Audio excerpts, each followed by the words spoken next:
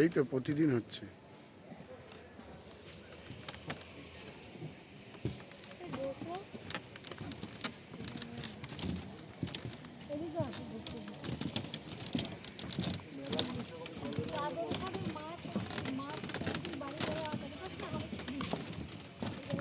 চলো দোতলায় ঝুল বারান্দায় যাই।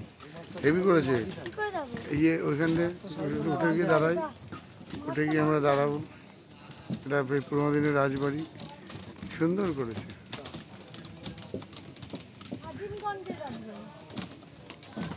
আজব গায়ের রাজবাড়ি, আজব গায়ের রাজবাড়ি। হ্যাঁ, মাকালি টাইপের ঠাকুর রয়েছে, সোনার ঠাকুর, পিতলের কালার, মাটি করেছে।